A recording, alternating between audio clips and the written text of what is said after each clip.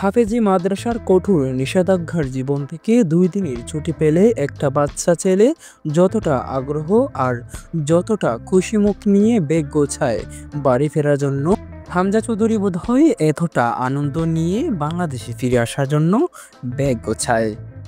আর দেশে ফিরলে মাঠে নামলেই সারা মাঠে দাপিয়ে বেড়ায়। এই দৃশ্য গত সিঙ্গাপুর ম্যাচেও দেখেছি।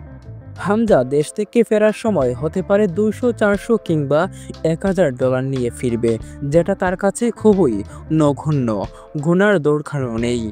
কিন্তু বাংলাদেশ থেকে হামজা যেটা গুনে ফিরবে সেটা হলো অগণিত মানুষের ভালোবাসা। ফেরার সময় ব্যাকপ্যাকে সে অঝুন টের না পাওয়া গেলেও হৃদয়ে টের পাওয়া যায়।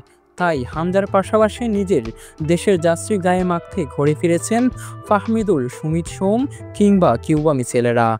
কেউই টাকার লোভে না, সবই দেশের টান আর ভালোবাসার লোভে। এই দেশের ভালোবাসা গায়ে মেখে জীবনানন্দ দাশের মতো হামজারাও ফিরে আসবে বারবার ধানসিঁড়ির তীরের পুরোনো মাঠে। আওয়াজ যেখানে বাংলাদেশ বাংলাদেশ, এটাই লাভ, এটাই লোভ, এটাই সবচেয়ে বড় পাওনা।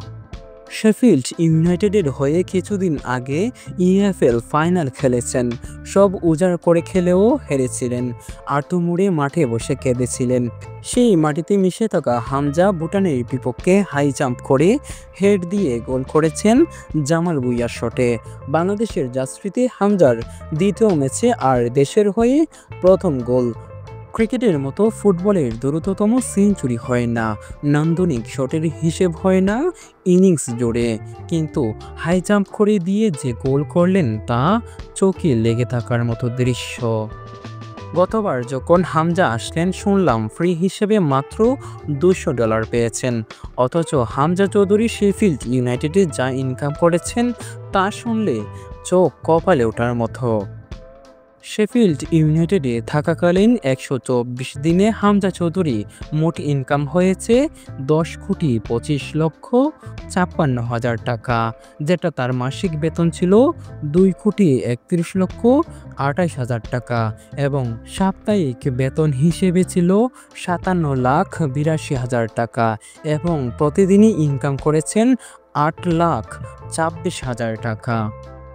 অথচ হামজা যখন দেশের হয়ে প্রথম ম্যাচ খেলতে এসেছিলেন ভারতের বিপক্ষে, আবার যখন ফেরত গেলেন তাকে নাকি মাত্র $200 দেওয়া হয়েছিল, যেটা তার একবার বিমানের টিকিটও না। তবে হামজা, সমিত, ফাহমিদুল কিংবা কিউবা মিছিল কেন বাংলাদেশে পাড়ি জমাচ্ছেন? কিসের লোভে? টাকার লোভে নয়, বরং দেশের লোভে, ভালোবাসার লোভে।